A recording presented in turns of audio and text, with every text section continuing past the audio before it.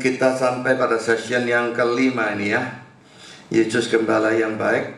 Jadi kalau pada bagian awal kita bicara tentang domba, lalu mungkin kedua kita bicara tentang gembala, lalu kita bicara tentang orang upahan, lalu kita bicara tentang gembala-gembala yang brengsek.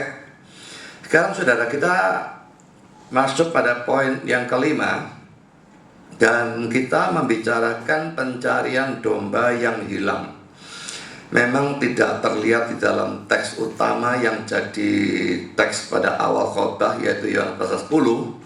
Tapi sebetulnya implisit jelas ada ya. Kalau dia gembala yang baik, lalu domba itu hilang, dia pasti akan berusaha mencari. Tapi saya pikir saya tidak usah bacakan teks Yohanes 10 itu. Saya akan memberikan teks yang lain yang lebih eksplisit. Lukas pasal 15. Sekalipun ini suatu perumpamaan ya, tapi Yesus pada waktu memberikan perumpamaan, dia tidak ngawur saja menggunakan sesuatu yang tidak biasanya terjadi dijadikan perumpamaan, tentu tidak. Jadi kalau dia menggunakan perumpamaan ini, maka perumpamaan ini memang sesuatu yang biasanya bahkan selalu terjadi. Saudara, dalam Lukas 15 ada memang 3 perumpamaan berturut-turut ya, tentang domba yang hilang, mata uang yang hilang, lalu anak yang hilang. Nah, kita hanya menyoroti yang pertama saja karena berurusan dengan domba yang hilang. Kita baca Lukas 15 ayat 1 sampai dengan ayat 7. Para pemungut cukai dan orang-orang berdosa biasanya datang kepada Yesus untuk mendengarkan dia. Maka bersungut-sungutlah orang-orang Farisi dan ahli-ahli Taurat, katanya, ia menerima orang-orang berdosa dan makan bersama-sama dengan mereka. Lalu ia mengatakan perumpamaan ini kepada mereka. Siapakah di antara kamu yang mempunyai 100 ekor domba, dan jikalau ia kehilangan seekor di antaranya, tidak meninggalkan yang 99 ekor di padang gurun, dan pergi mencari yang sesat itu sampai ia menemukannya? Perhatikan kata-kata itu ya. Ayat 5, dan kalau ia telah menemukannya, ia meletakkannya di atas bahunya dengan gembira, dan setibanya di rumah, ia memanggil sahabat-sahabat dan tetangga-tetangga serta berkata kepada mereka, bersukacitalah bersama-sama dengan aku, sebab dombaku yang hilang itu telah kutemukan. Aku berkata kepadamu, demikian juga akan ada sukacita di sorga, karena satu orang berdosa yang bertobat lebih daripada sukacita akan 99 orang benar yang tidak memerlukan pertobatan. Saudara, teks ini digabungkan dengan mata uang yang hilang, digabungkan dengan anak yang hilang, itu bisa ditafsirkan secara sesat ya. Dan setahu saya William Barclay itu memberikan tafsiran sesat yang sinting seperti itu, tanpa mempedulikan arah tujuan utama dari 3 perumpamaan berturut-turut. Dia berkata bahwa domba yang hilang ini dicari, mata uang yang hilang itu dicari. Mungkin kalau mata uang hilang kan bukan salahnya mata uang ya, dicari. Domba hilang, domba memang bodoh kok ya, bukan salah dia juga, jadi dia cari. Tapi pada waktu anak hilang, itu salahnya anak, dia tidak dicari. Tidak dicari tapi bisa balik dewek. Lucu ya. Jadi itu ajaran apa-apaan saya nggak ngerti. Sebetulnya 3 ini intinya Tuhan senang kalau orang berdosa itu kembali ya. Apakah orang berdosa itu kafir total, atau yang sudah Kristen tapi meninggalkan Tuhan? Pokoknya dia kepingin untuk kembali dan dia senang dan dia terima kembali. Jadi kalau di sini dikatakan dicari, itu cocok dengan inti daripada perumpamaan. Tapi kalau yang anak hilang tidak dicari, itu tidak cocok sama sekali. Jadi perumpamaan itu pada waktu menafsirkan, kita boleh mengambil detail-detail selama detail-detail itu sesuai dengan arah utama dari perumpamaan. Tapi kalau tidak sesuai, apalagi bertentangan, itu tidak boleh diambil. Nah saudara, yang saya tekankan dari Lukas 15 ayat 7 ini adalah ayat 4 bagian terakhir itu ya. Jadi orang punya 100 ekor domba, hilang 1. Dia bisa saja pikir ada cuma 1 saja. Saya 99 punya anak lagi, tidak apa-apa lah, biarin. Atau tak tunggu saja, naik kembali tak sambut. Ya, tidak. Dia tinggal yang 99 dan tidak usah dipersoalkan, tinggallah hilang semua. apakah ada penjaga yang lain atau apa, itu bukan urusan kita. Dan itu bukan urusan perumpamaannya juga. Karena perumpamaannya bicara yang hilang itu yang ditekankan. Jadi sudah dia tinggalkan, cari. Dan dia cari itu bukan asal-asalan nyari, benar. Kalau wis mulailah. Dia cari sampai ia menemukannya. Itu sesuatu yang harus ditekankan. Nah saudara, Arminian mengatakan bahwa orang bisa percaya Kristus lalu terhilang. Terhilang kalau Stephen Liao berkata dia tidak percaya bahwa orang bisa terhilang karena dosa. Dosa apapun tidak bisa, katanya dia. Tapi orang bisa terhilang karena dia meninggalkan iman atau murtad, maka terhilang dan binasa. Loh, dosa tidak bisa ya? Meninggalkan iman bisa. Nah, meninggalkan iman tidak dosa. Ini omongan apa? Jadi logikanya memang tidak karu-karuan. Dan saudara, kalau meninggalkan iman itu bisa, lalu terhilang dan binasa, ayat ini diapakan? Karena gembalanya itu akan cari sampai ketemu. Nah, kalau dia binasa, ya berarti tidak ketemu kan? Jadi, atau bahkan tidak dicari.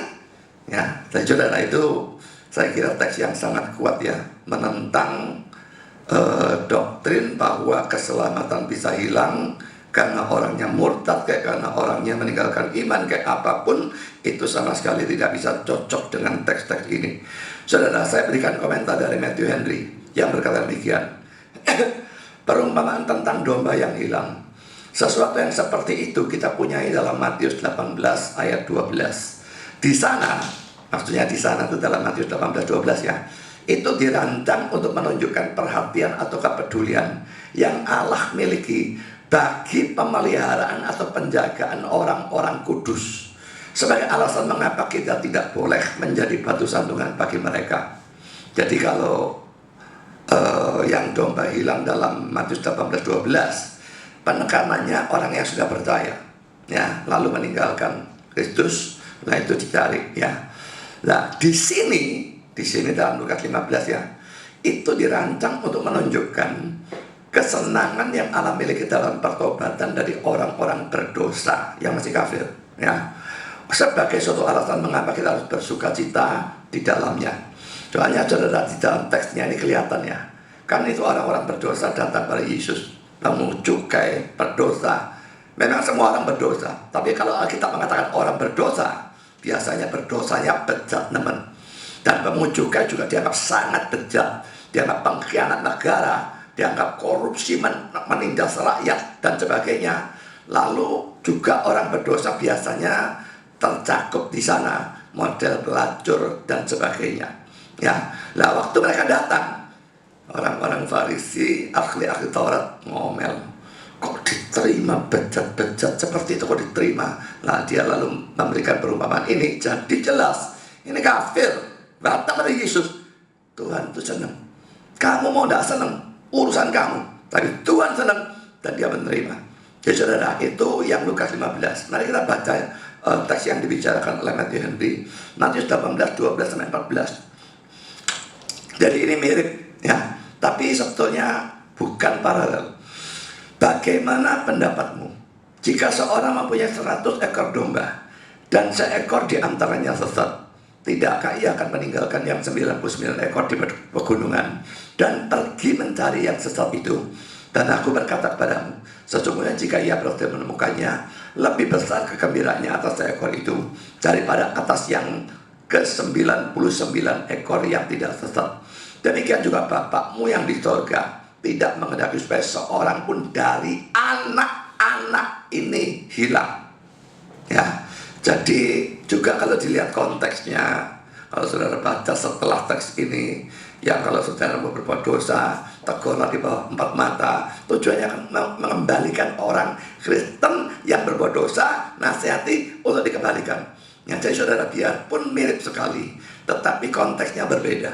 Yang Lukas 15 untuk orang yang belum Kristen, tapi yang Matius 18 ini untuk orang yang sudah Kristen, terhilang, dan Tuhan menginginkan mereka kembali. Tapi sama-sama terhilangnya, biarpun yang bisa berhasil jadi anak, yang ini belum, gembalanya cari sampai ketemu, tidak bisa tidak. Saudara, William Hendriksen memberikan kata-kata ini tentang teks ini. Karena negeri melalui mana Yesus lewat adalah suatu daerah di mana gembala mengembalakan domba-dombanya. Bukanlah suatu pemandangan yang asing. Ya, jadi itu memang sering banyak domba di mana-mana. Jadi melihat hal seperti itu bukan hal yang asing. Yesus menggunakan fakta ini untuk mengilustrasikan apa sesuai dengan kehendak Allah yang harus dilakukan dengan seekor domba yang hilang. Bukan dilakukan oleh domba ya, tapi dilakukan dengan atau dilakukan terhadap gitu ya, seekor domba yang hilang. Haruskah ia tak dipedulikan, diabaikan, dipandang rendah atau hina, seperti sikap orang-orang Farisi terhadap orang-orang yang mereka anggap sebagai tidak taat, suka melawan dan terhilang? Apakah itu jalan atau cara dari gembala yang baik menangani seekor domba yang hilang? Di samping itu, banyak orang dalam kalangan pendengar, dan rupanya terutama orang-orang Farisi dan ahli-ahli Taurat, akrab dengan teks-teks yang berharga dari perjanjian lama berkenaan dengan gembala dan domba-dombanya. Yehova adalah, ini ada yang kurang sedikit. Yehova adalah gembalaku, aku takkan kekurangan. Mazmur 23 ayat 1. Ia akan memberi makan atau mengembalakan. Kata feed ya, feed itu bisa memberi makan tapi juga bisa mengembalakan ya. Kawanan dombanya seperti seorang gembala. Ia akan mengumpulkan anak-anak domba di lengannya, menggendong mereka di dadanya, dan akan dengan lembut membimbing mereka yang mempunyai anak. Yesaya 40 ayat 11. Aku sendiri akan menjadi gembala atas domba-dombaku. Aku akan mencari yang terhilang. Yesaya 34 ayat 15-16. Maka Yesus berkata, yang mana dari kamu jika ia mempunyai 100 ekor domba dan kehilangan satu dari mereka tidak mencari domba yang hilang itu? Ia memaksudkan setiap gembala yang baik akan melakukan hal ini. Lebih lagi, pencariannya tidak akan dengan setengah hati, tidak semata-mata suatu pencarian yang tidak sungguh-sungguh. Tidak, ia akan meninggalkan yang 99 dan mencari satu domba yang hilang itu sampai ia menemukannya. Jadi saudara, kata-kata terakhir yang saya garis bawahi ya, sampai ia menemukannya, jelas diambil oleh Matthew Henry dari teks tadi Lukas 15 ayat yang keempat. Gembala cari sampai ketemu. Saudara, Yesaya 40 ayat 11 ini mungkin ada sedikit perbedaan. Seperti seorang gembala, ia mengembalakan kawanan ternaknya dan menghimpunkannya dengan tangannya. Anak-anak domba di pangkunya, induk domba dituntunnya dengan hati-hati. Yang tadi dari terjemahan bahasa Inggris, yang di sini terjemahan bahasa Indonesianya, tapi saya kira perbedaannya tidaklah terlalu menyolok. Jadi saudara, itu suatu pemandangan rutin, dan memang sudah semua orang tahu tradisinya. Tidak ada gembala kehilangan domba lalu cuek beban oleh sitok. Nah, tidak ada kemungkinan semacam cari dan cari yang setengah-setengah, cari sungguh-sungguh sampai ketemu. Sekarang tafsiran dari Lenski yang adalah seorang Armenian, itu benar-benar merupakan suatu fakta bahwa setiap orang dari orang-orang ini, bahkan jika ia mempunyai domba sebanyak 100 ekor dan hanya satu dari mereka yang hilang karena tersesat, tidak pernah berpikir bahwa satu tidak jadi soal, karena melihat bahwa ia tetap mempunyai sebanyak 99 ekor, atau bahwa pengerahan tenaga atau usaha untuk mencari dan menemukan, mengingat bahwa itu hanya satu, tidak akan terlalu banyak diusahakan. Juga dengan pertimbangan bahwa sekalipun dilakukan semua usaha, bisa saja bahwa akhirnya domba itu tidak ditemukan. Tidak yang seperti itu. Selalu seperti yang dinyatakan oleh Tensta Preston, dalam setiap kasus seperti itu, orang meninggalkan 99 miliknya di belakang, di padang gurun, dan mencari yang hilang sampai ia menemukannya. Nah, aneh saudara ya, ini orang Armenian. Kalau orang Reform, William Hendrickson, Matthew Henry mengatakan seperti tadi, bukan barang aneh. Tapi ini bagaimana mungkin orang Armenian mengatakan bahwa orang terhilang? Mestinya mereka percaya bahwa orang Kristen bisa terhilang. Apakah melalui dosa, apakah melalui kehilangan iman, meninggalkan iman, murtad. Pokoknya Armenian percaya keselamatan bisa hilang. Domba bisa terjang selama-lamanya. Tapi aneh kenapa dalam komentar ini dia tahu-tahu kok jadi kayak orang reform. Saya kira memang dalam teks-teks tertentu orang-orang Armenia tidak peduli bagaimanapun kepercayaan mereka, seringkali tidak bisa menghindari tekanan dari teks yang secara sangat jelas mengarah bukan pada pandangan Armenia mereka, tapi pada pandangan reform. Saya sendiri sudah berulang kali menunjukkan ya, baik dari Adam Clark, dari Lenski, maupun dari orang-orang Armenia yang lain, sering kali tahu-tahu loh, pandangannya jadi reform. Itu berulang kali terjadi. Jadi saudara, banyak ayat-ayat yang mereka tidak tahu mau diapakan untuk bisa mendukung ajaran Armenian mereka. Jadi kalau mereka berkeras tetap memegang ajaran Armenian, entah itu karena sikap tegar tengkuk, entah karena tutup mata bagi sebagian firman. Tapi saya nutup mata terhadap sebagian firman itu tindakan yang sangat tidak hormat terhadap firman Tuhan. Ya, apapun alasan mereka, kalau mereka tahu mereka tidak bisa menafsirkan ayat-ayat tertentu menjadi mendukung pandangan Armenian mereka, seharusnya mereka mikir 12 kali untuk yakinkan dirinya saya orang Armenian. Ya. Sekarang sudah kita masuk pada poin yang ke-6. Yesus harus mengumpulkan domba-domba lain. Ini ayat 16, mulai dari teksnya kita akan bahasnya Yohanes 10. Jadi ini Yohanes 10 ayat 16. Dia berkata demikian, ada lagi padaku domba-domba lain yang bukan dari kandang ini. Domba-domba itu harus kutuntun juga, dan mereka akan mendengarkan suaraku, dan mereka akan menjadi satu kawanan dengan satu gembala. Saudara perhatikan beberapa kata yang saya beri warna merah. Harus kutuntun. Mereka akan mendengarkan suaraku. Mereka akan jadi satu kawanan. Jadi saudara, ini perlu ditekankan.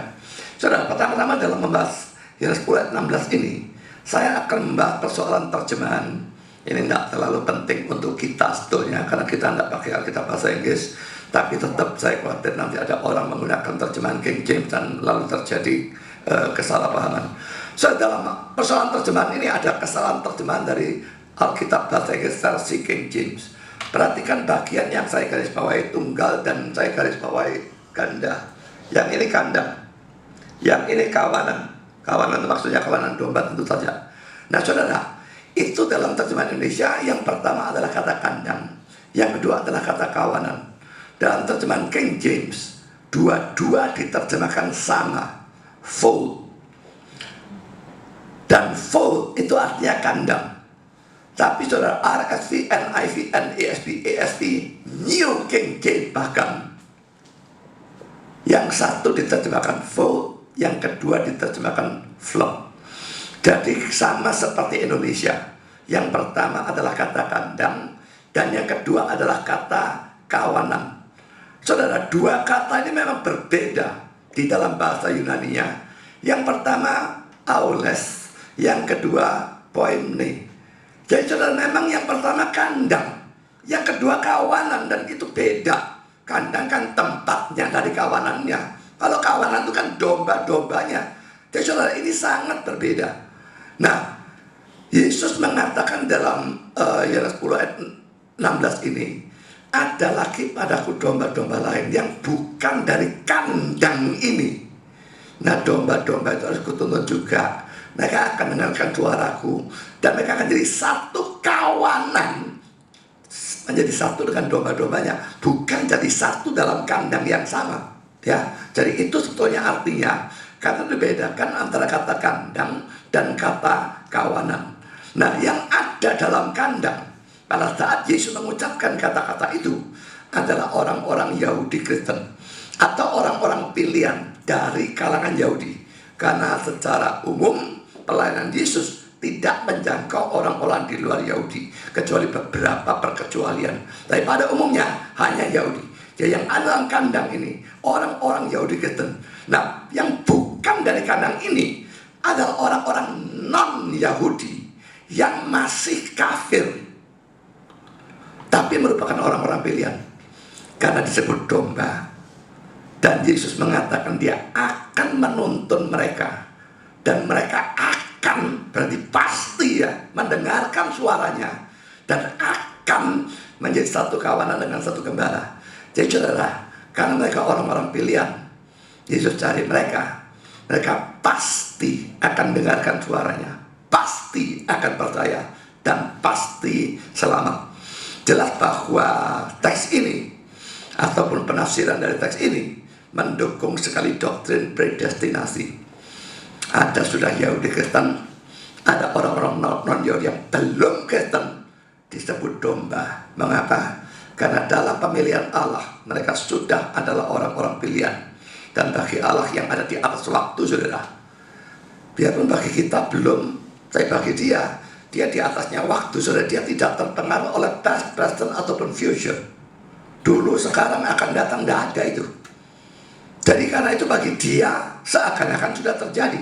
Dan kalau disebut domba, dan saudara, Yesus akan cari mereka, akan tuntun mereka, dan mereka harus dijadikan satu kawanan. Ya, jadi saudara, ini yang perlu kita perhatikan.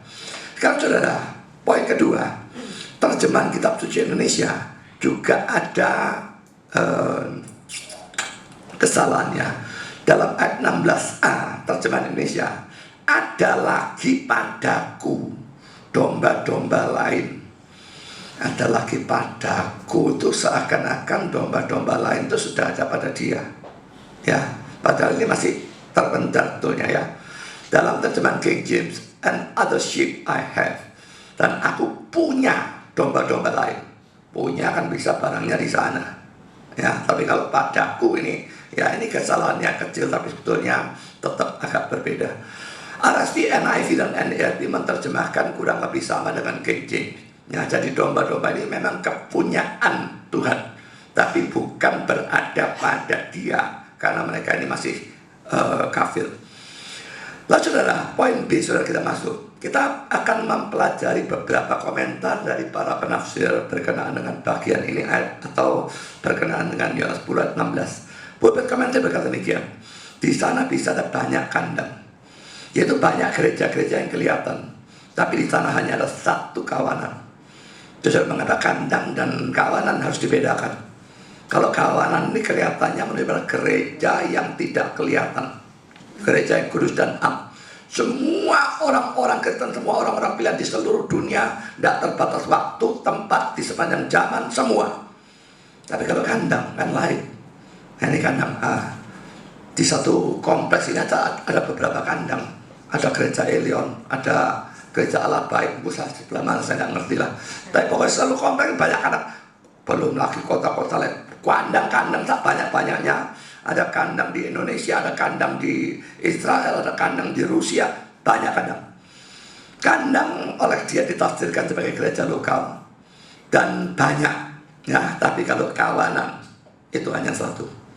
Dan ini sesuatu yang perlu kita pikirkan, renungkan. Kandang banyak, jangan sampai kita punya pemikiran, oh, lulu gua. Karena ingat, biarpun kandangnya beda, kawanannya satu. Tapi pada saat yang sama saya juga ingin tekankan, jangan terlalu cepat menyamakan, oh kita satu kawanan, oh kita saudara seiman, oh sama-sama anak Allah, oh sama-sama tubuh Kristus. Nanti dulu saudara, lihat kandangnya bagaimana. Kalau kandangnya GBI ya, saya enggak tahu apakah seiman atau tidak. Dulu saya pernah mengatakan kepada Stephen Liao, kita boleh debat, kita boleh bertempur, tapi saya anggap kamu saudara seiman dulu. Tapi akhir-akhir ini melihat bahwa terhadap fitnah-fitnah itu, sekalipun sudah saya tunjukkan dengan bukti-bukti, mereka bukan saja tidak mau mengakui fitnah itu, tetap mempertahankannya, bahkan ditumpuk dengan segala macam dusta. Dan dalam balasan saya baru tak bongkar kabel. Saya kepingin tahu dia mau balas apa sih, karena pembongkaran itu betul-betul punya bukti-bukti menyolok sekali. Jadi saya habis-habisan. Tapi sikap yang seperti itu, saudara, tidak peduli teologi mereka bagaimana ya, sikap yang fitnah, apalagi fitnah gereja lain, lalu dusta untuk menutupi fitnah dan sebagainya, sampai saya katakan, kamu itu yang namanya Gigi Leong dan kamu anaknya yang namanya Stephen Liao, kalian itu mungkin bisa carikan orang-orang lain lagi untuk mendukung bahwa Suhento Liao tidak melakukan fitnah. Kalian pada datanya kepingin jadi juru selamatnya Suhento Liao dan menjadi juru selamat dengan melakukan suatu dusta, gitu kan. Cuma ada satu juru selamat, hanya Yesus. Jangan coba-coba jadi juru selamat, tak gitu teman saya. Jadi saudara, dengan dusta dan fitnah yang terus dipertahankan seperti itu, saya jadi ragu. Ini kandang apa ini? Ya, yang lain-lain kandangnya Katolik, kandangnya gereja-gereja yang liberal, kandangnya Yesaya Pariaji, dan banyak kandang-kandang model seperti itu. Saya memang jelas tidak anggap itu kandang yang ya kurang lebih sederajat gitu ya, atau serupa dengan kandang kita, tidak. Jadi mengatakan mereka sebagai satu kawanan, tidak juga ya. Jadi saudara, jangan dua ekstrem ini terjadi ya. Oh, kandang lain, wis kayak kamu tahu, ini salah juga. Karena kalau mereka ajarannya benar, mereka satu kawanan, sesama tubuh Kristus dan sesama saudara seiman, harus saling mendukung, saling mengasihi. Tapi juga jangan terlalu cepat saat adanya kandang lain dianggap satu kawanan. Kalau mereka dari gereja yang sesat, mereka bukan cuma kandang berbeda, mereka kawanan berbeda. Kita kawanan domba, mereka kawanan kambing. Dan saudara, itu jelas tidak bisa bersatu saling mengasihi. Nah, itu yang Yakub Susabda dengan STTRI-nya, dan surprise bagi saya termasuk James Riyadi dalam foto di koran yang ditunjukkan oleh Suhento Liao itu mengadakan acara gabungan dengan Katolik, ya kurang lebih penyatuan begitu ya. Ya bukan satu secara organisasi, pokoknya ya menghapuskan gegeran, berusaha damai dan sebagainya. Lah ya, tahun 1517 terjadi reformasi, dan tokoh-tokoh reformasi itu diserang, dianiaya, orang-orang Protestan dibunuh dan sebagainya, dan doktrinnya jelas-jelas sangat berbeda. Lalu pada waktu Martin Luther ataupun tokoh-tokoh reformasi menggunakan istilah atau semboyan back to the Bible. Apanya yang back? Kalau orang-orang Protestan yang mengatakan, oh Katolik tidak apa-apa, mereka tidak ngerti sejarah. Back to the Bible, kembali kepada Alkitab. Apa perlu kembali kalau memang tidak pernah sesat? Jadi mengatakan bahwa Katolik tidak apa-apa, bersatu, damai, sama dengan damai dengan setan. Saya tidak melakukan hal yang seperti itu. Memang kalau saya diundang oleh gereja Katolik itu khotbah, diundang kemanapun saya khotbah, tapi tidak berarti saya bersatu dengan mereka. Saya berkhotbah untuk mempertobatkan mereka. Ya, kalau dalam mengasihi mereka untuk berusaha mempertobatkan, oke. Tapi mengasihi mereka untuk menyatukan dua yang berbeda, terang dengan gelap, itu adalah sesuatu omong kosong.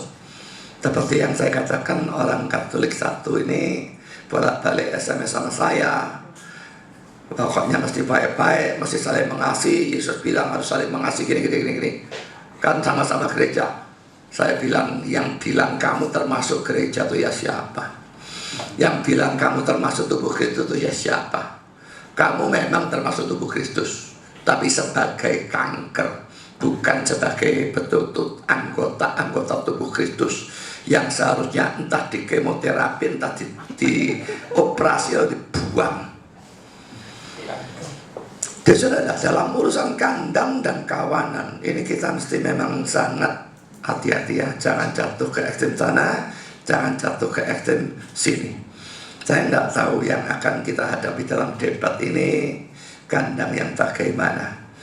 Saya tetap berharap mereka adalah orang-orang Kristen yang sungguh-sungguh, hanya karena pengertian-pengertian yang salah ada perbedaan. Tapi saya tidak terlalu yakin dalam persoalan semacam demikian. Saudara, selanjutnya akan saya kutipkan kata-kata William Hendriksen yang berkata demikian. Tak semua domba termasuk dalam kandang Israel. Gembala yang baik itu juga mempunyai domba-domba lain, non-Yahudi, yang mempunyai atau memiliki mereka. Bahkan pada saat ini, karena mereka telah diberikan kepadanya oleh Bapa dalam dekret atau ketetapan predestinasi dari kekekalan. Yohanes 6 ayat 37-39, Yohanes 17 ayat 6 dan 24. Itu juga merupakan alasan mengapa bahkan sebelum mereka dikumpulkan, mereka bisa disebut dombanya. Lagi-lagi saudara, ini diarahkan oleh William Hendriksen pada predestinasi. Dan memang jelas, Yohanes 10 ayat 16 ayat yang cukup kuat ya untuk bicara tentang predestinasi. Kan saudara, Albert Barnes berkata demikian, domba-domba lain, ada orang-orang lain yang akan menjadi anggota-anggota dari gerejaku yang ditebus. Aku mempunyai. Ini tidak berarti bahwa pada saat itu mereka adalah sahabat-sahabatnya, tapi bahwa mereka akan menjadi sahabat-sahabatnya. Di sana ada orang-orang lain yang merupakan rencana dan maksudnya untuk panggil kepada berkat dari Injil dan keselamatan. Rencananya adalah begitu pasti, dan fakta bahwa mereka akan percaya kepadanya begitu pasti, sehingga ia bisa menggunakan tensa present, seakan-akan mereka sudah adalah miliknya. Rencana ini sesuai dengan janji Yesaya 53 ayat 11. Ia akan melihat penderitaan jiwanya dan akan puas atau akan dipuaskan. Suatu contoh dari ungkapan yang paralel muncul dalam Kisah Rasul 18 ayat 10. Banyak umatku di kota ini, Korintus, ya, kota Korintus ya. Artinya merupakan rencana Allah untuk memberkati pemberitaan Paulus dan memberinya banyak jiwa-jiwa sebagai materai pelayanannya. Adalah begitu pasti bahwa mereka akan percaya kepada Sang Juru Selamat, sehingga itu bisa diucapkan seakan-akan itu sudah terjadi. Kepastian ini hanya bisa ada sebagai konsekuensi dari maksud Allah bahwa itu harus demikian. Ini maksud jelas rencana ya. Itu tidak terdiri dari kecenderungan apapun untuk mempercayai Injil. Nah, Yesus lihat, oh manusia ini condong percaya. Tidak ada omong kosong seperti itu. Yang dilihat lebih dulu, karena mereka adalah orang-orang kuno yang paling jahat dan tak bermoral. Dan itu harus demikian, karena Allah memaksudkannya bahwa itu harus demikian. Saudara, orang Korintus memang bejat ya, sangat-sangat bejat. Jadi bukan karena ada kecenderungan mereka percaya Injil, Yesus lihat lebih dulu, lalu dia sebut mereka sebagai umatnya. Tidak, tapi karena Allah merencanakan itu. Nah, terus pernyataan-pernyataan seperti ini adalah bukti penuh bahwa Allah punya suatu rencana berkenaan dengan keselamatan manusia, dan bahwa jumlah itu diketahui dan ditentukan olehnya. Pelajarilah satu, bahwa itu bukanlah merupakan persoalan kebetulan atau ketidakpastian apakah orang-orang itu akan diselamatkan. Dua, bahwa di sana ada dorongan atau penguatan semangat untuk memberitakan Injil. Di sana ada mereka yang Allah maksudkan untuk menyelamatkan, dan jika ia bermaksud untuk melakukannya, itu akan terjadi. Saudara, Yesaya 53 ayat 11 ini terjemahnya agak berbeda Indonesianya dengan Inggrisnya. Saya berikan, saya kira tidak usah dibacakan. Saya hanya menekankan yang poin kedua di sini ya. Jadi jelas memang di sini bukan karena mereka punya kecenderungan percaya ya, yang warna merah ini ya. Tapi nomor dua nih ya, ada dorongan atau penguatan semangat untuk memberitakan Injil. Predestinasi seringkali oleh orang-orang Armenian dituduh sebagai ajaran yang membuat orang malas nginjil. Toh sudah ditentukan oleh Tuhan, aku nginjil atau nak nginjil, nanti dia akan bertobat kalau memang ditentukan untuk selamat. Sebaliknya kalau dia ditentukan binasa, aku nginjil sampai mulutku mulu berbusa, dia tidak bakal bertobat juga. Jadi nginjil tak nginjil nggak ada bedanya. Ya buat apa susah-susah nginjil. Tapi saudara, orang-orang reform sendiri tidak pernah ngajar demikian kalau dia betul-betul reform. Justru William Hendriksen mengatakan dalam poin kedua, di sana ada dorongan atau penguatan semangat untuk memberitakan Injil. Di sana, di luar, ada mereka yang Allah maksudkan untuk menyelamatkan. Dan jika dia bermaksud melakukannya, itu akan terjadi.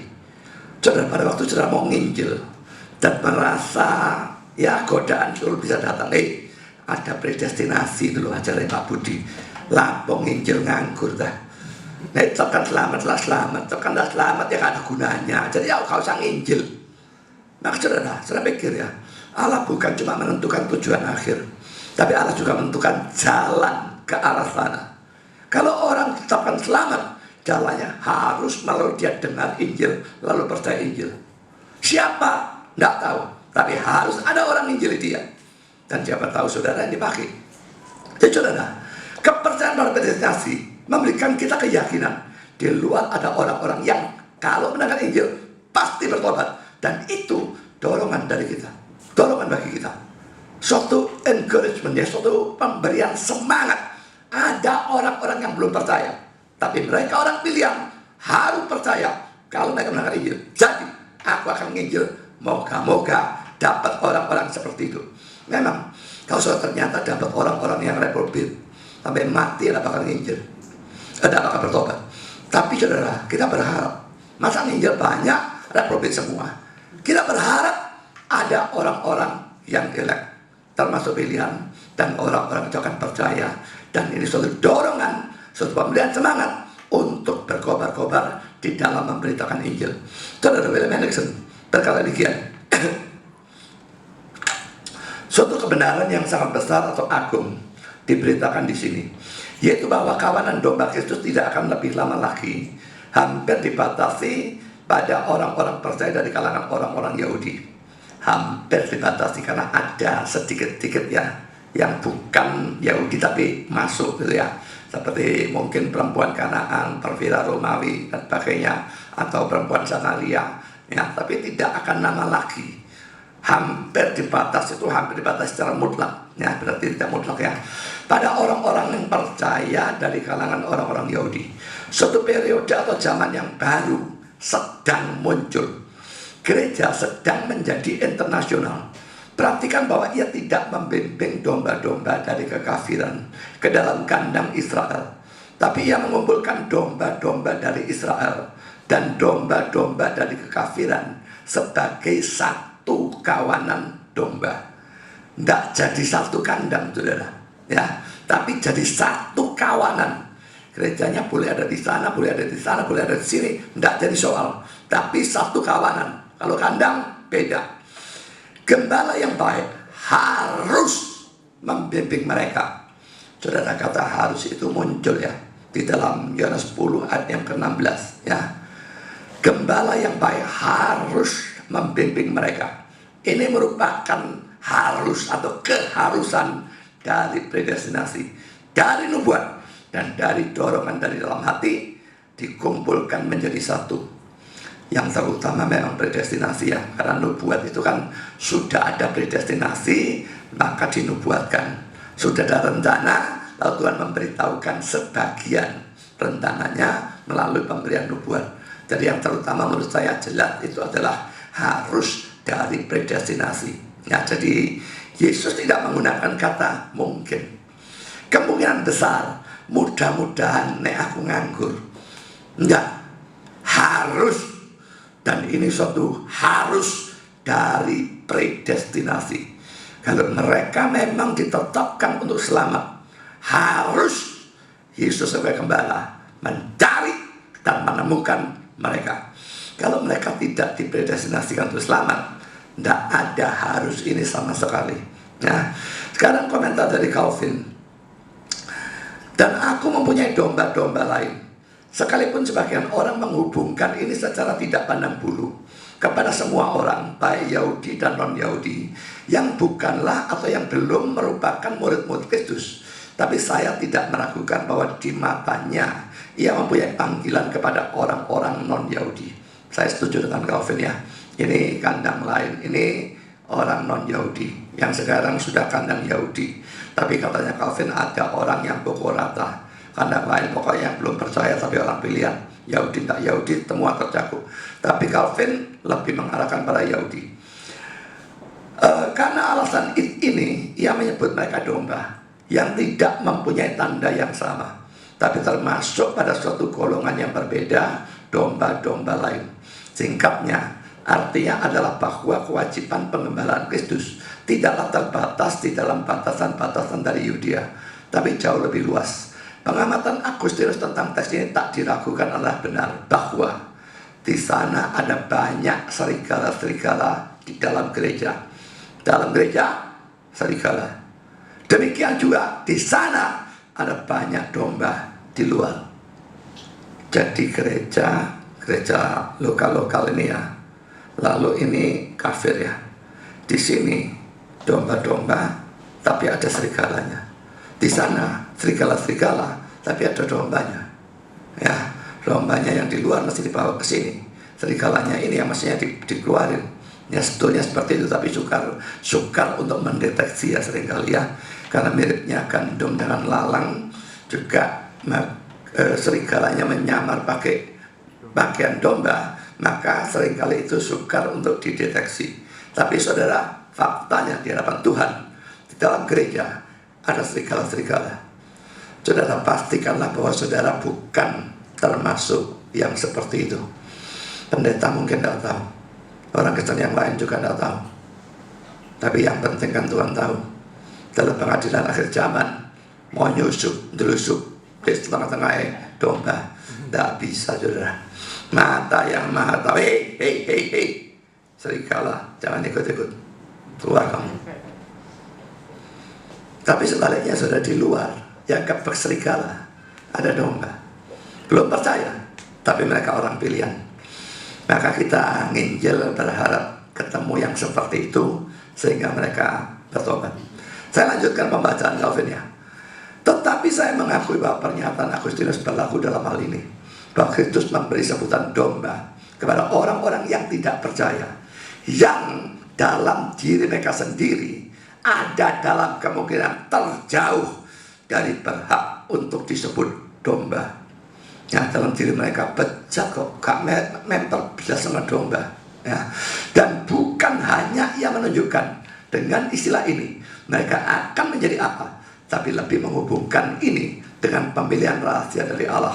Karena kita sudah adalah domba-domba Allah sebelum kita sadar bahwa ia adalah gembala kita. Dengan cara yang serupa dikatakan di tempat lain bahwa kita adalah musuh-musuh atau seteru-seteru pada waktu ia mengasihi kita. Roma 5 ayat 10. Dan untuk alasan ini Paulus juga mengatakan bahwa kita dikenal oleh Allah sebelum kita mengenal dia. Galatia 4 ayat 9. Kita baca dua ayat ini ya. Roma 5 ayat 10. Sebab jikalau kita ketika masih seteru diperdamaikan dengan Allah oleh kematian anaknya, lebih-lebih kita yang sekarang telah diperdamaikan pasti akan diselamatkan oleh hidupnya. Ya, jadi saudara, sebelum percaya jelas kita seteru. Tapi kalau kita orang pilihan, dia tetap mengasihi kita dan berusaha dan pasti berhasil memperdamaikan dengan dia melalui Kristus. Galatia 4 ayat 9. Tapi sekarang, sesudah kamu mengenal Allah, atau lebih baik, sesudah kamu dikenal Allah, bagaimanakah kamu berbalik lagi pada roh-roh dunia yang lemah dan miskin dan mau mulai memperhambakan diri lagi kepadanya? Saya sedang mikir-mikir ayat ini mau saya pakai sebagai dasar dalam perdebatan. Ya, mengapa saudara? Pada waktu dia mengatakan sekarang sesudah kamu kenal Allah, sudah Kristen ya. Lalu dia kayaknya meralat kata-kata itu. Atau lebih baik, sesudah kamu dikenal Allah. Kenapa mengenal kok rasanya kurang tepat? Berarti kita yang mengenal dia, kita yang memilih dia, ya, kurang tepat. Lebih baik dikenal. Kamu tidak kenal dia, dia kenal kamu lebih dulu. Ya, jadi ini bisa dipakai. Cuma buntutnya teks ini agak tidak menyenangkan. Bukan salah ya, tapi bisa dia pakai. Bagaimanakah kamu berbalik lagi pada roh dunia lemah? Jadi itu loh, bisa biarpun ditentukan sudah selamat, tapi bisa berbalik. Nah, berbalik itu bisa dari sudut pandang manusia. Di samping saudara, dalam surat Galatia ya, memang Galatia didirikan oleh Paulus Injilnya Injil yang benar, selamat hanya karena iman. Tapi Paulus pergi, orang-orang Kristen Yudaisme memberikan Injil sesat mereka, iman, sunat, perbuatan baik, dan sebagainya. Dan kelihatan orang-orang Galatia rupanya goncang. Lalu Paulus menuliskan surat Galatia. Karena itu dalam surat Galatia mungkin paling banyak dia menekankan keselamatan oleh iman saja dan buang semua perbuatan baik. Nah saudara, kalau ada orang-orang Galatia yang betul-betul sesat, mengingat ini kan satu gereja, satu kumpulan, dia tidak bicara individu, dia bicara satu gereja. Kalau ada yang sesat betul-betul terhilang dan binasa, gampang saja yang mereka tidak pernah Kristen, kelihatannya dok Kristen. Tapi bagi orang-orang Galatia yang susu Kristen, atau mereka tidak goncang, atau mereka goncang, tapi mereka belum sesat. Dan Paulus menuliskan surat ini supaya mereka tidak sesat, supaya mereka tetap bertahan sebagai orang Kristen sampai akhir. Tentunya argumentasi dengan gampang bisa dijawab. Tapi saya kepingin tahu dia ngomong apa tentang bagian awalnya. Kamu mengenal Allah, dilalat, atau lebih baik kamu dikenal Allah. Ya, jadi saudara, memang dalam persoalan kita datang kepada Dia kenal kita tidak kenal Dia. Dia ngubris kita tidak ngubris Dia. Itu yang terjadi pada awalnya. Pemilihannya Dia, kita tidak tahu apa-apa, tapi Dia tahu kita, Dia mau pilih kita, dan itu membuat kita percaya pada Dia. Karena itu memang bukan kita kenal Dia ya, tapi Dia kenal kita. Setelah Dia kenal kita, Dia kerja, baru kita menjadi mengenal Dia oleh pekerjaannya Dia di dalam diri kita. Saudara, Calvin mengatakan lagi demikian, mereka juga harus aku bawa. Ia memaksudkan bahwa pemilihan Allah akan pasti atau aman atau terjamin, sehingga tidak ada dari semua yang Ia ingin selamatkan akan binasa. Harus ya. Jadi tidak ada yang lalu, kalau orang sini bilang kanjrit ya, diambil-ambil, ketinggalan, lali lah, kanjrit. Tidak bisa, harus, tidak ada yang ketinggalan ya. Yang Dia ingin selamatkan harus dibawa, tidak akan ada satu yang binasa. Saya lanjutkan. Karena rencana rahasia Allah dengan mana orang-orang ditentukan untuk hidup yang kekal, pada akhirnya dimanifestasikan pada saatnya oleh panggilan efektif pada saat yang melahirkan oleh Roh-Nya untuk menjadi anak-anaknya, mereka yang dahulunya dilahirkan dari daging dan darah. Dan semua kita pernah dilahirkan dari daging dan darah, kelahiran jasmani ya. Tapi kalau kelahiran kembali itu lain ceritanya. Nah, kita baca ayat yang pasti dirujuk oleh Calvin adalah ayat ini, Yohanes 1 ayat 12 dan 13. Tetapi semua orang yang menerimanya diberinya kuasa supaya menjadi anak-anak Allah, yaitu mereka yang percaya dalam namanya. Orang-orang yang diperanakan bukan dari darah atau dari daging, bukan pula secara jasmani oleh keinginan seorang laki-laki, melainkan dari Allah. Saudara, ayat 12-nya bicara tentang orang-orang yang percaya ya, jadi anak-anak Allah. Dan lalu ayat 13-nya menjelaskan orang-orang yang percaya itu diperanakan bukan dari darah daging, bukan pula secara jasmani oleh keinginan seorang laki-laki. Jadi bukan melalui kelahiran jasmani kita menjadi orang percaya, tidak, melainkan dari Allah, diperanakan dari Allah. Jadi Allah melahirkan, baru kita memungkinkan menjadi orang yang percaya. Ya, jadi itu yang dipersoalkan oleh Calvin. Sekarang sudah komentar Calvin lagi. Dia berkata demikian, dan mereka akan mendengarkan suaraku. Kita harus memperhatikan cara dengan mana kawanan domba Allah dikumpulkan. Itu adalah pada waktu semua mempunyai satu gembala, dan pada waktu suaranya saja didengarkan. Ya, kalau semua punya satu gembala, Tuhan ya, suaranya saja didengarkan, nah itu kawanan domba ya. Kata-kata ini berarti bahwa pada waktu gereja tunduk hanya kepada Kristus dan mentaati perintah-perintah atau hukum-hukumnya, dan mendengar suaranya dan doktrin atau ajarannya, maka hanya pada saat itu gereja ada dalam keadaan baik. Jika pengikut-pengikut Paus, dia menyebut dengan istilah papis ya. Jadi Pope itu Paus, papis itu pengikut dari Paus ya. Jadi jika pengikut-pengikut Paus, tentu saja maksudnya orang Katolik, bisa menunjukkan kepada saya bahwa di sana ada apapun dari jenis ini di antara mereka, biarlah mereka menikmati gelar atau sebutan gereja, tentang mana mereka menyombongkan diri dan begitu banyak. Tetapi jika Kristus berdiam diri di sana, diam, gak boleh ngomong Kristusnya ya. Jika keagungannya diinjak-injak di bawah kaki, jika peraturan-peraturan yang kudus diangkat atau ditegakkan untuk dicemoohkan atau dipandang hina, apakah kesatuan mereka selain suatu persekongkolan yang sangat jahat atau yang dari setan, yang lebih buruk dan jauh lebih menjijikkan daripada penyebaran apapun? Saudara, kata kesatuan dikontraskan dengan penyebaran ya. Jadi mereka bersatu, Katolik itu bersatu ya, tapi ini merupakan persekongkolan jahat atau dari setan, bahkan lebih buruk, lebih menjijikkan daripada kalau mereka itu tercerai-berai. Mereka sering menganggap, wah lihat Katolik bersatu, tak kayak Kristen. Coba lihat Protestan, macam-macam aliran dalam Protestan, belum lagi lu pecah jadi karismatik, Pentakosta, tambah searat-arat. Saudara, bersatu kalau pergi ke neraka bareng, itu tidak menyenangkan tuh. Ya, apa gunanya saudara? Bersatu tapi melawan Tuhan, itu apa gunanya? Kita pecah-pecah, beda secara hal-hal kecil-kecil tapi dasarnya sama. Lebih baik yang seperti itu. Kita terpecah-pecah sendiri-sendiri, tapi nanti pergi ke surga sendiri-sendiri, kumpul di sana. Nanti di sana perpecahannya hilang belas.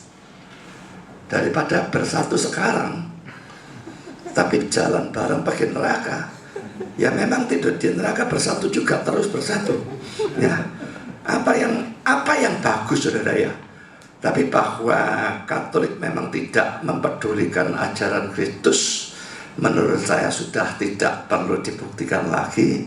Karena ajaran-ajaran mereka secara kasaran sajalah ya, 70-80% bukan cuma tidak punya dasar Alkitab, tapi bertentangan dengan Alkitab. Kalau ngasih contoh gampang saja, Maria tanpa dosa, Alkitab mana? Bahkan Alkitab mereka tidak ada kok. Dan Alkitab kita mengatakan, Alkitab mereka juga mengatakan sama, PLBB-nya sama, kecuali itu kanonikanya ditambahkannya. Roma 3:23, semua manusia telah berbuat dosa. Lah, lalu Roma 3 baca ayat 10, ayat 11, 12, tidak seorang pun berbuat baik, seorang pun tidak. Lah kok bisa ada? Maria suci dari mana? Satu-satunya yang dikecualikan oleh Alkitab, Yesus. Dalam Ibrani 4:15 dan 2 Korintus 5 ayat 21, Yesus dikecualikan, dia suci. Memungkinkan karena apa? Dia Allah dan manusia. Apakah Maria juga demikian? Nonsense. Doa kepada Maria, Alkitab bagian mana?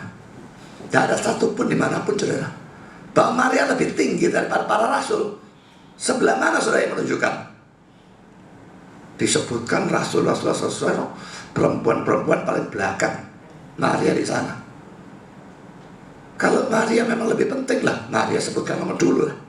Kenapa kok rasulnya dulu baru Maria? Ini omong kosong. Lalu pastor tidak boleh menikah. Lah ya imam dulu. Imam itu kalau tidak menikah habis imamnya saudara. Karena itu kan turun-temurun. Imam tidak nikah semua, habis. Gak ada imam, gak ada imam besar, gak ada orang Lewi. Habis semua bangsa yang melayani Tuhan. Nabi-nabi menikah. Petrus yang mereka akui sebagai Paulus pertama punya ibu mertua, tapi tidak punya istri. Bisa? Punya ibu mertua, tidak punya istri, bisa. Istrinya mati. Tapi setidaknya pernah punya ya. Kalau tidak pernah punya istri, tidak pernah punya juga ibu mertua kan. Jadi saudara, sangat banyak ajaran mereka. Paus sebagai pemimpin tertinggi gereja seluruh dunia, ya bagi mereka pemimpin tertinggi, bagi saya omong kosong lah. Dasar Alkitabnya tidak ada sama sekali, bertentangan, tidak karu-karuan.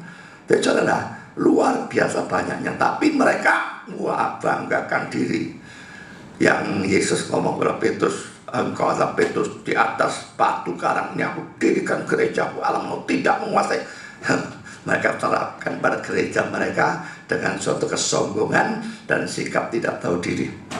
Itu menurut pandangan saya.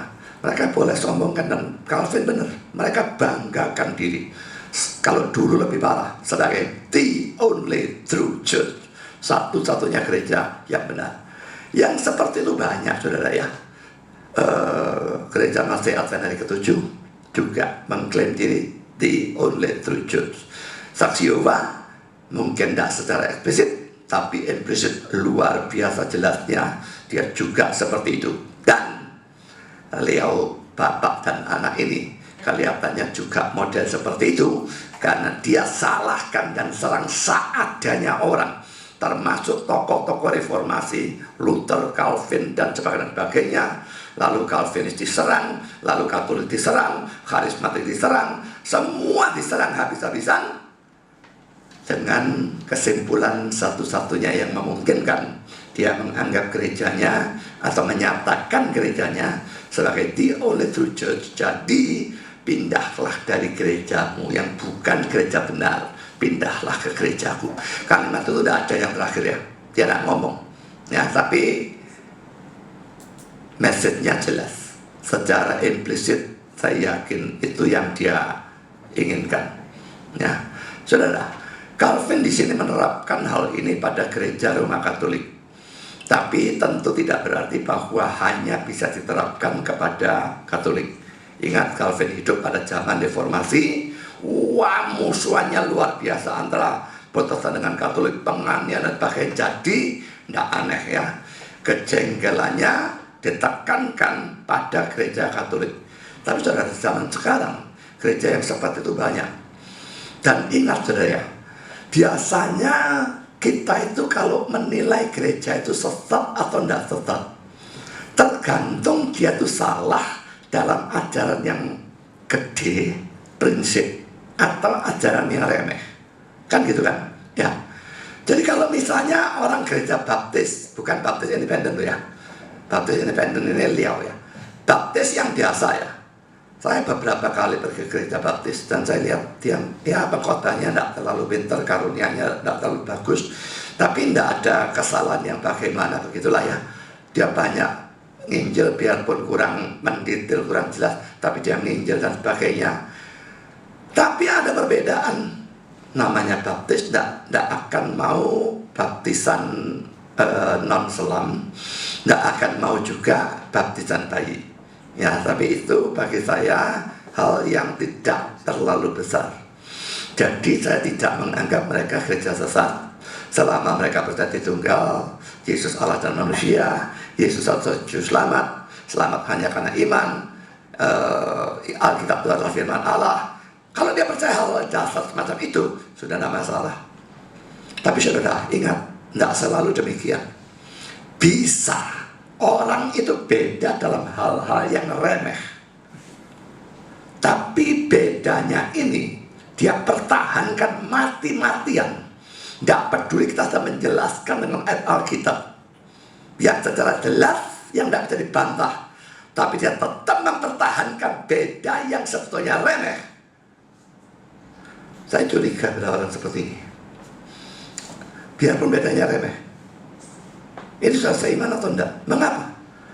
Karena beda yang remeh dilandasi suatu sikap yang tidak remeh, yang merendahkan firman Tuhan. Sudah dikasih argumentasi, dia tidak bisa bantah, tetap dipertahankan yang remeh ini. Bukan yang remeh ini yang jadi masalah, sikap yang melandasi ini. Dia tidak peduli firman. Sudah dikasih firman, sudah dikasih ayat jelas, tidak bisa bantah, tetap remeh yang beda ini dipertahankan mati-matian. Saya curiga orang itu bukan Kristen. Kalau saya mau beri contoh, penginjil Andreko, tak tahu sekarang dia penginjil atau pendeta statusnya? Hah? Oh, sudah pendeta. Cilaka, tambah buruk. Dulu sudah tidak bagus karena dinaikkan jabatannya. Dulu waktu terjadi konfrontasi ya, mula-mula si konfrontasinya kan karena providence of God ya. Dia tidak mau terima, tapi dia tidak punya bantahan. Nah, lalu dia mulai memunculkan ajaran surga dan neraka bukan suatu lokasi, tapi hanya suatu kondisi. Nah, sama-sama dosentris. Nah, lalu tak tahu prakarsanya siapa, Andi Halim barangkali, kumpulkan untuk seragamkan teologi ya. Nah, lalu yang diperdebatkan adalah persoalan ini. Ya, surga dan neraka itu bukan suatu lokasi, hanya suatu kondisi. Jelas itu salah, tapi bukan hal yang terlalu besar, bukan hal dasar ya. Tapi tetap hebat. Saya bilang, saya kutip dari Yohanes pasal 14, Yesus pergi ke sana menyediakan tempat bagi kita, supaya kalau sudah selesai dia akan membawa ke tempat itu, supaya di tempat di mana aku berada kamu berada. Tempat. Yohanes pasal 14 ayat 2 terus sampai sekitar ayat 5. Itu muncul ada 4-5 kali kata tempat, menunjukkan jelas bahwa surga adalah tempat. Dan Andreko tidak punya bantahan apapun dalam saat itu. Hebat ya. Tidak punya bantahan blas. Tidak bisa menjelaskan ayat saya, tidak punya ayat lain untuk mendukung argumentasi dia, tapi tetap ngotot bukan lokasi, tapi kondisi. Saya ngamuk saudara. Dan saya bilang, kalau memang dalam debat ini, dalam penyeragaman teologi ini, Alkitab, firman Tuhan tidak dianggap, untuk apa kita kumpul? Tidak ada gunanya. Jadi saudara, biarpun dia beda, cuma lokasi, kondisi, tidak besar. Tapi yang melandasi perbedaan itu, mempertahankan perbedaan itu, adalah suatu sikap tidak hormat firman. Orang Kristen itu pasti punya Roh Kudus. Dan Roh Kudus itu akan mendorong kita, bukan hanya mencintai firman, mencari firman, tapi pasti menghormati firman dan menjunjung otoritasnya. Tidak sikap model seperti itu.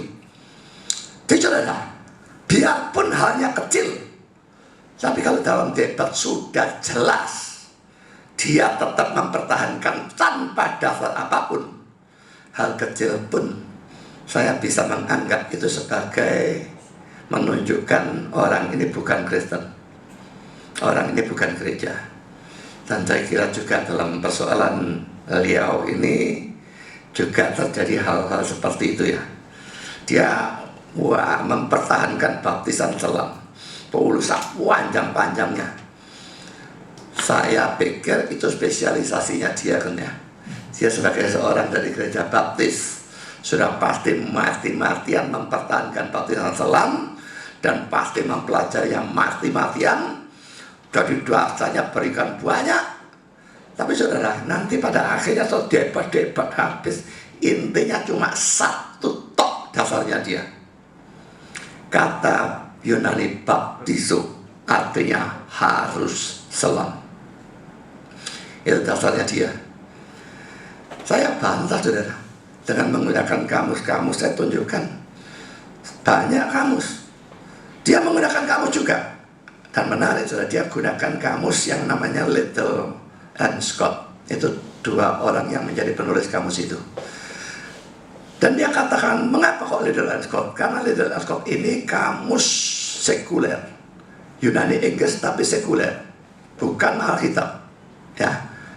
Jadi dianggap netral, orangnya fair mestinya ya. Lalu saya jawab, justru kita ini bicara tentang hal rohani kok pakai kamus sekuler, itu cocok lah.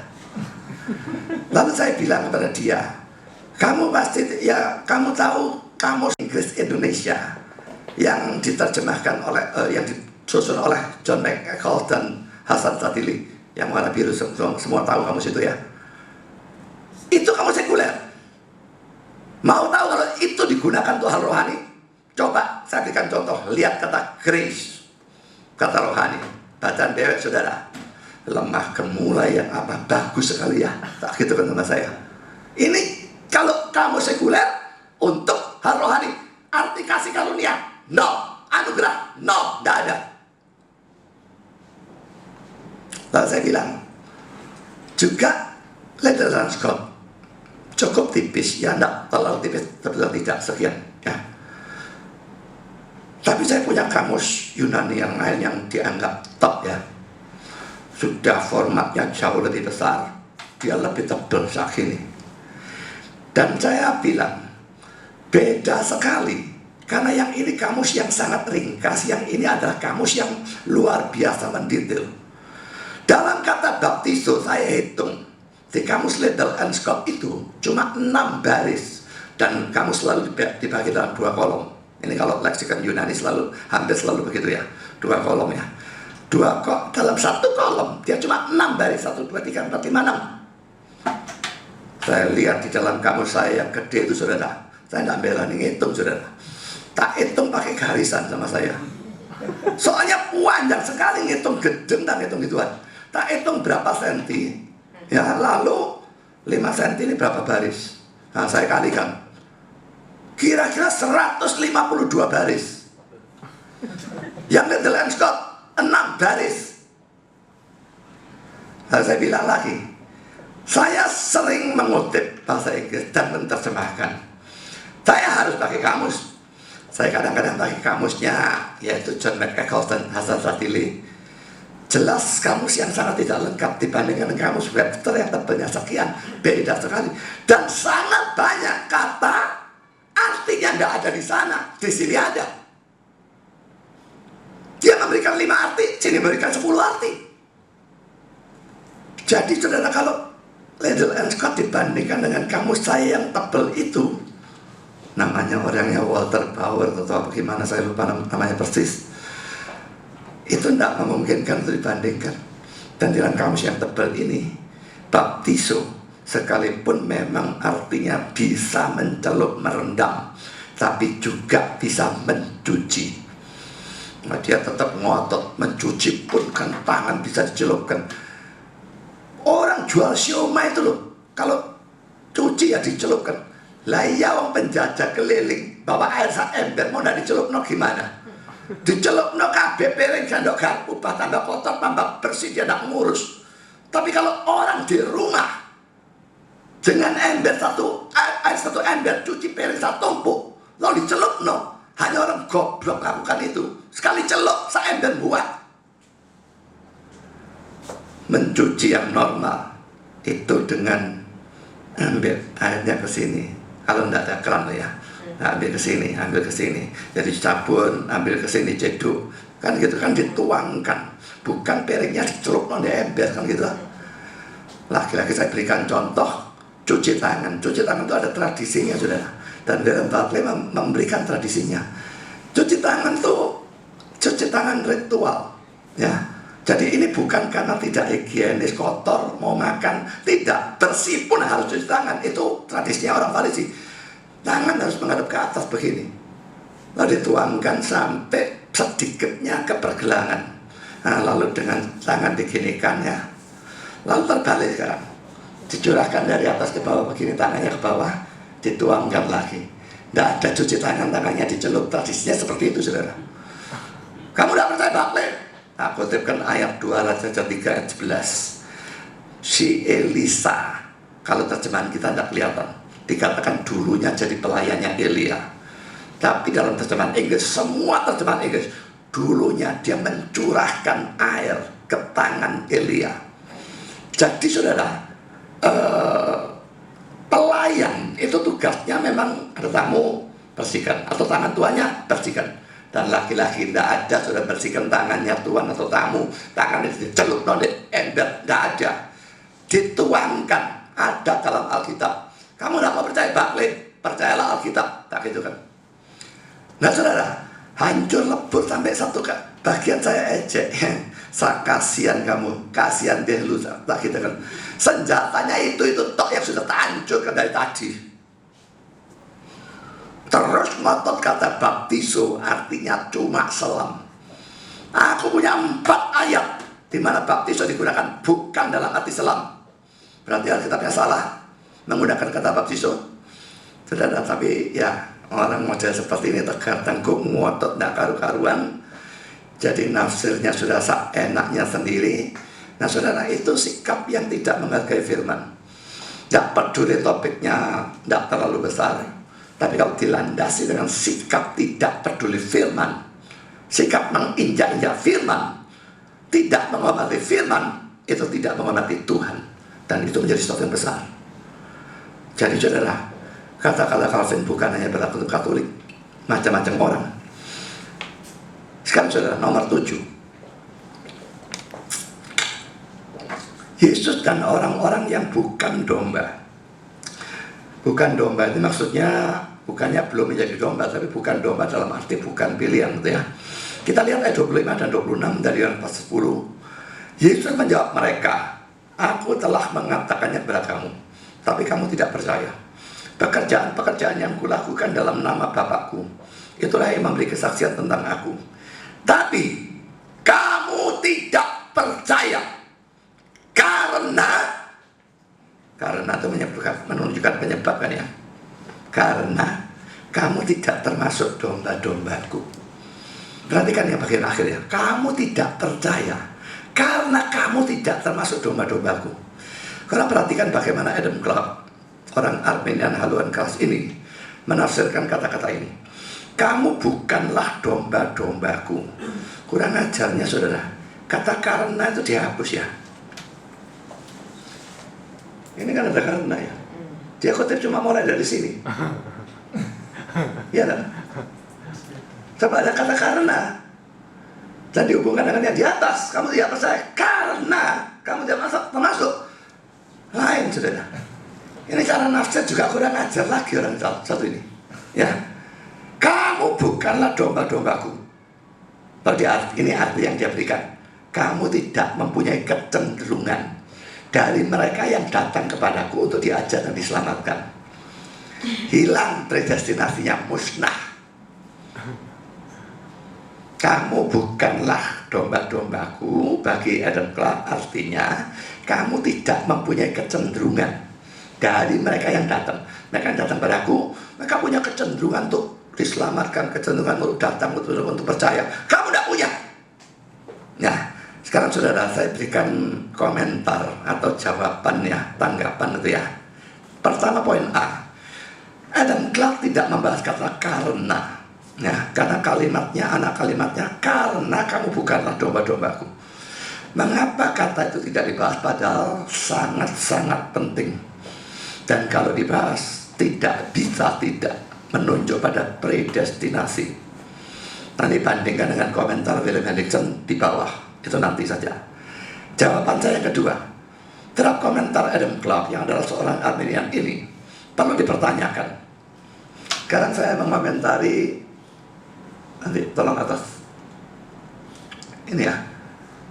Kamu tidak mempunyai kecenderungan ya dari mereka. Jadi mereka ini punya ya, punya kecenderungan, tapi kamu tidak punya. Nah sekarang terhadap komentar Adam Clarke ini, saya perlu tanya, bukankah Arminianisme percaya bahwa semua orang tanpa kecuali ya, sejak lahir, maaf ini sudah ya, sudah diberi kasih karunia yang sama.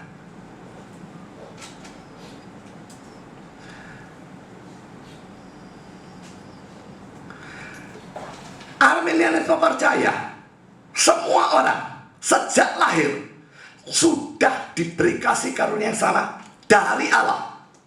Sama. Jadi semua orang dalam kedudukan yang sama. Memang dia percaya, kalau tidak dikasih tidak bisa percaya. Tapi semua sejak lahir semua sudah dikasih kasih karunia yang sama. Sehingga sekarang mestinya kemungkinannya percaya itu sama. Kemampuan percaya sama, karena diangkat ke level yang sama. Lalu mengapa dia berkata yang bukan domba itu tidak punya kecenderungan, sedangkan yang percaya itu punya kecenderungan? Mengapa kok bisa ada yang punya kecenderungan dan tidak punya kecenderungan? Apa yang membuat berbeda?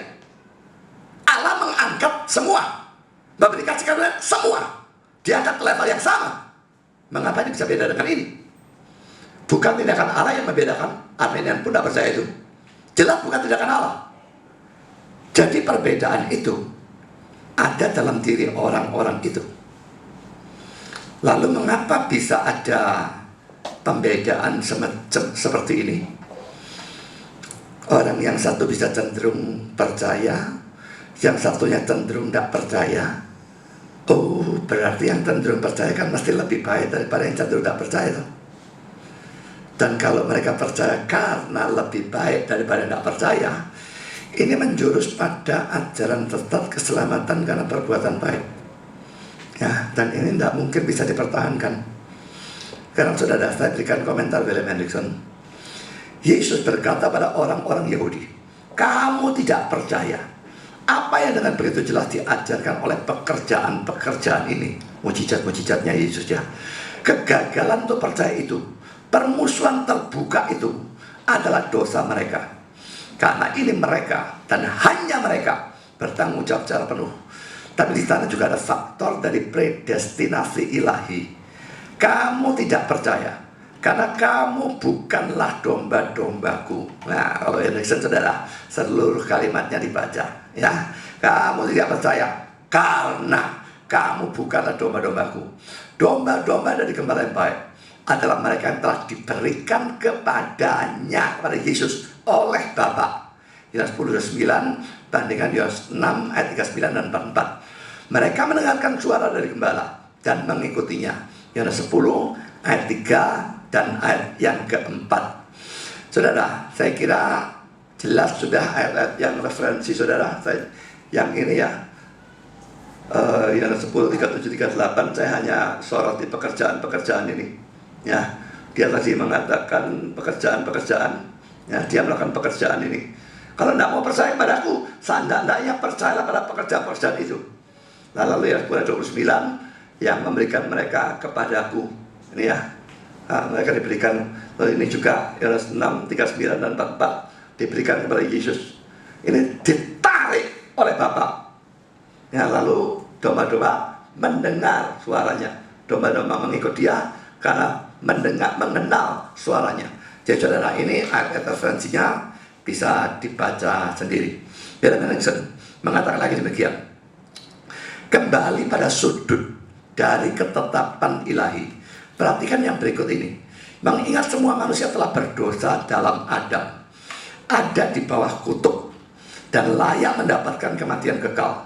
Tak seorang pun bisa pernah menuduh Allah dengan ketidakadilan, karena telah membiarkan atau meninggalkan sebagian untuk binasa, sementara ia memilih yang lain dari masa ya, kejahatan ini untuk menjadi miliknya. Kami mengakui tentu saja bahwa adalah tidak mungkin bagi kami untuk mengharmoniskan dua garis yang berjalan paralel dalam kitab suci, dan kadang-kadang seperti di sini, bahkan dalam satu ayat Yohanes 10:26, tanggung jawab manusia di satu sisi dan predestinasi ilahi di sisi yang lain. Menyangkal yang manapun adalah bodoh. Kedua garis itu secara jelas digambarkan oleh Yesus, oleh Yohanes, dan oleh kitab suci secara umum. Bandingkan Lukas 22:22, Kisah Rasul 2:23, dan ini berulang-ulang.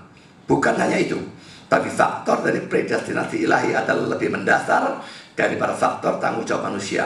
Lebih mendasar dalam arti ini, bahwa mereka yang mendengar kepada suara Kristus dan mengikutinya dalam arti mempercayai dia dan mentaati dia, melakukan itu karena mereka diberikan pada Yesus ya, dan ditarik, dan mereka tidak bisa mendengar dia dan mengikut dia, tetap tinggal dalam keadaan ketidakmampuan ini karena tidak memperkenan Allah untuk menolong mereka dari keadaan ke dalam mana mereka oleh kesalahan mereka sendiri telah menceburkan diri mereka sendiri.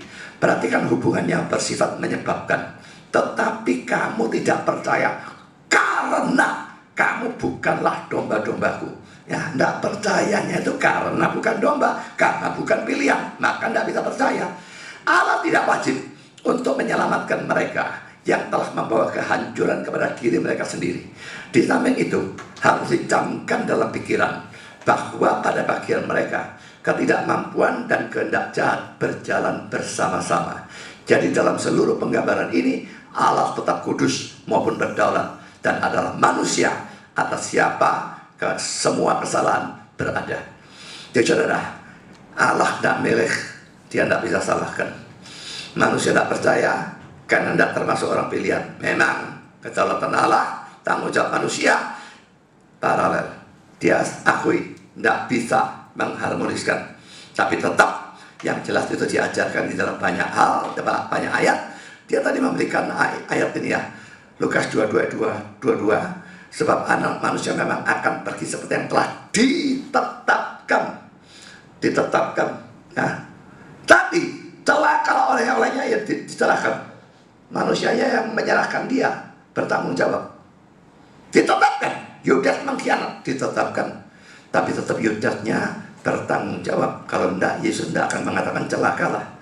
Ya, Kisah 2:23, dia Yesus yang diserahkan Allah menurut maksud dan rencananya. Setelah jelas ada rencana ilahi, ya, telah kamu salibkan dan kamu bunuh oleh tangan bangsa-bangsa durhaka.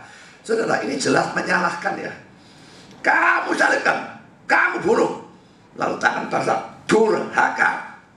Saudara, itu jelas menyalahkan. Jadi biarpun ada predestinasi, tidak berarti pada waktu mereka melaksanakan yang sudah ditetapkan itu, lalu mereka tidak salah. Tidak bisa seperti itu. Dua-dua jalan bersama-sama, tapi tetap Allahnya berdaulat, manusianya itu dianggap bukan robot, punya kebebasan. Dia memilih dengan kehendaknya sendiri, dan karena itu dia bertanggung jawab. Saudara, Calvin mengatakan lagi demikian, karena kamu bukanlah domba-dombaku. Ia memberikan alasan yang lebih tinggi mengapa mereka tidak percaya, atau pada mujizat-mujizatnya, atau pada ajarannya. Itu adalah karena mereka adalah reprobate, orang-orang yang ditentukan untuk binasa. Ya, jadi saudara, kalau ada alasan yang lebih tinggi, maka mestinya ini lebih tinggi ya.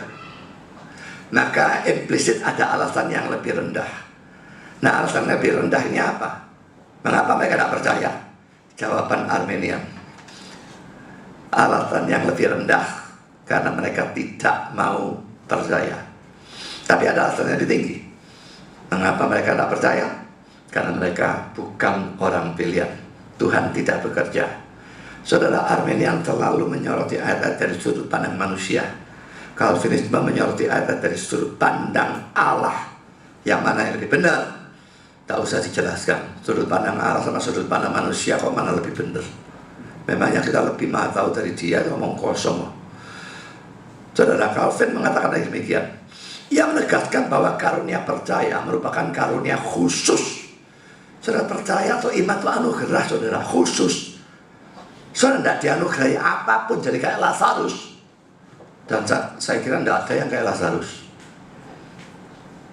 Tapi kalaupun tidak dikasih apa-apa seperti Lazarus, tapi dapat anugerah iman, itu lebih daripada semua yang lain. Apa lebih baik seperti orang kaya dalam cerita Lazarus itu? Wah, punya semua, rumah, kemewahan, makanan, pesta, dan sebagainya. Tapi satu yang dia tidak punya, dan itu yang nomor satu dari segala-galanya, yaitu keselamatan yang didasarkan pada iman. Dia dikaruniai banyak, tapi dikaruniai banyak itu tanpa yang pertama dan terutama. Kita dikaruniai yang pertama dan terutama, dan masih ada lagi banyak yang lain. Lazarus dikaruniai pertama dan terutama, tidak ada yang lain. Masih tetap lebih baik, jauh lebih baik daripada orang kaya dikaruniai semua yang lain, tapi tidak yang pertama. Saya lanjutkan. Dan memang sebelum manusia mengenal Allah, mereka harus lebih dulu dikenal olehnya, seperti Paulus katakan Galatia 4:9. Di sisi lain, mereka kepada siapa Allah tidak memandang, pasti selalu terus-menerus memalingkan muka dari dia. Allah tidak memandang, itu tidak milik, itu ya maksudnya ya. Mereka akan pasti selalu memalingkan muka dari dia. Dan Allah, bisa ngomong ya. Jika ada siapapun yang bersungut-sungut tentang hal ini, ia berargumentasi bahwa penyebab dari ketidakpercayaan ada di dalam Allah. Karena ia sendiri yang mempunyai kuasa untuk membuat domba. Saya menjawab, ia bebas dari semua kesalahan karena adalah hanya karena kejahatan sukarela mereka, maka manusia menolak kasih karunia-Nya. Allah melakukan semua yang perlu untuk membujuk atau menyebabkan mereka untuk percaya. Tapi siapa yang akan menjinakkan binatang liar? Saudara, saya kira kata-kata Calvin yang saya beri warna merah dan garis bawah ini, dia bicara dari sudut pandang manusia. Ya, jadi mirip-mirip dengan Arminianisme jadinya kayaknya. Kayak Allah melakukan semua. Siapa bilang Allah melakukan semua? Ini saya agak merasa aneh dengan kata-kata ini ya. Saya lanjutkan. Ini tidak pernah dilakukan sampai Roh Allah mengubah mereka menjadi domba. Ya, jadi kalau dia bilang melakukan semua, mengubah itu mesti juga dilakukan ya. Tapi di sini Roh Allah mengubah mereka jadi domba-domba. Jadi tidak semua diubah ya. Mereka yang liar akan dengan sia-sia berusaha untuk melemparkan kepada Allah kesalahan dari keliaran mereka. Karena itu termasuk dalam sifat dasar mereka. Singkatnya, Kristus memaksudkan bahwa bukanlah sesuatu yang luar biasa jika di sana ada sedikit yang mentaati Injilnya. Karena semua yang Roh Allah tidak tundukkan kepada ketaatan dari iman adalah binatang-binatang liar dan galak. Saudara, jadi kesalahan tidak bisa dilemparkan kepada Allah. Aku tidak percaya lah, salahnya Allah, dia tidak milih aku. Tidak. Dia tidak punya kewajiban untuk milih saudara. Semua manusia sudah jatuh dalam dosa. Kalau Allah mau tidak milih semua, lalu semua dilemparkan ke neraka, dia adil dan dia tidak bisa disalahkan. Tapi dia mau bermurah hati kepada sebagian. Memang tidak sama sih, cintanya tidak sama, sikapnya tidak sama. Sebagian dipilih, diselamatkan. Yang sebagian itu dia tidak wajib. Dan pada waktu sebagian itu tidak percaya, mereka tidak percaya dengan kemauan mereka sendiri. Loh, tapi kemauannya kan Allah tentukan. Tetap, pokoknya kamu dengan kemauannya sendiri. Saudara, saya memang mengakui seperti William Hendriksen tadi katakannya, tidak bisa mengharmoniskannya. Kedaulatan Allah yang menetapkan, manusianya tetap bebas dan karena itu bertanggung jawab. Dua garis yang sejajar. Spurgeon mengatakan, kita tidak bisa unite them, mempersatukan mereka. Tapi kamu tidak bisa make them across, menyilangkan. Ya, Armenia tidak bisa menyilangkan. Dua garis sejajar ini kita tidak bisa mempersatukan. Tapi saya kira ya, ilustrasi terbaik yang saya setelah mempelajari begitu banyak dan begitu lama, yang terbaik itu adalah ilustrasi kalau saudara nonton TV, katakanlah mau nonton sepak bola atau tinju atau apapun, wih, jamnya jam bagi gereja, tak bisa nonton. Lalu gimana? Direkam saja. Nah, rekam dalam DVD atau apapun, saya nggak ngerti lah ya. Nah, setelah direkam pulang saudara tonton, beda atau tidak dengan kalau saudara nonton langsung? Benar mungkin ngomong beda, sudah tahu skornya. Jangan dengar skornya, sumpet kupingnya terus sampai saudara nonton. Ya, kalau ada tinju saya tidak mau dengar siapa yang menang, tidak tahu. Saya nonton. Kalau sudah tahu skornya dulu tidak rame, saudara, tegangnya hilang. Ya. Tapi kalau saudara tidak tahu skornya, tidak tahu apapun, tidak dengar dari siapapun, nonton langsung dan nonton DVD, bisa melihat bedanya, ya apa enggak? Sekarang pikirkan, yang di DVD ini kan sudah ditetapkan ya. Kalau tadi misalnya skornya 3-0, masa jadi 4-0? Kalau tadi ada terjadi dalam detik kesekian, si A menendang bola ke sana, ke si B, maka itu pasti terjadi di sini. Yang di DVD sudah ditetapkan, tidak bisa berubah. Tapi sudah pada waktu saya nonton DVD, saya melihat robot-robot main, melihat seperti itu, tidak kelihatan bedanya. Oh, ini langsung jadi free will. Yang ini ditetapkan robot, beda. Saya kok mau tanya bedanya di mana? Tidak akan ada perbedaan apapun. Karena merasakan mereka robot yang sedang main, tidak. Seandainya DVD-nya itu cukup canggih, lagi 100 tahun muncul DVD yang seperti itu, wih, bukan cuma menunjukkan gerakan-gerakannya, tapi pikirannya pun bisa dilihat. Wah, tetap persis saudara. Dong direkam namanya mau tidak persis gimana? Jadi saudara, saya pikir itu ilustrasi yang terbaik yang bisa saya pikirkan. Berarti kalau ditetapkan, tidak berarti mereka jadi robot. Kalau ditetapkan, tidak berarti mereka tidak punya kebebasan. Ditetapkan, tidak berarti mereka tidak melakukan dengan kehendaknya sendiri. Tetap kehendaknya sendiri yang berperan. Dan karena itu, mereka bertanggung jawab. Hati-hati dengan doktrin predestinasi. Jangan sampai saudara pikir, oh Tuhan tetapkan, jadi aku tidak salah. Tidak bisa. Kita tetap yang salah. Jadi saudara, kalau dalam session yang lain, kita lebih menekankan keselamatan bisa hilang. Dalam session yang kelima ini, kita menekankan predestinasi. Ya, tapi nanti session yang selanjutnya, ini belum selesai, kita kembali lagi menekankan keselamatan tidak bisa hilang lagi. Mungkin sekali membahas bagian yang sangat terkenal, ya 10 ayat 27 sampai dengan 29. Tapi yang sekarang predestinasi saudara, syukuri itu kalau saudara memang orang pilihan. Saya tidak peduli hidup saudara seburuk apa. Saya tidak kebagusan hidup saya. Sudah terakhir karena flu sampai saya sumpahnya setengah mati. Tapi belum lagi urusan keluarga, saya kira semua sudah tahu, tidak usah dibilangi. Dan macam-macam hal di luaran fitnah beredar terus. Tapi saudara, tetap kalau saya pikirkan saya dipilih oleh Allah sehingga saya selamat. Padahal saya tidak layak sama sekali untuk dipilih. Itu sebetulnya alasan untuk bersuka cita. Bukan ngamuk, ngomel, dan sebagainya pada Tuhan. Biarlah doktrin predestinasi saling mengerti dengan benar, tanggapi dengan benar untuk kemuliaan Tuhan. Tuhan memberkati saudara.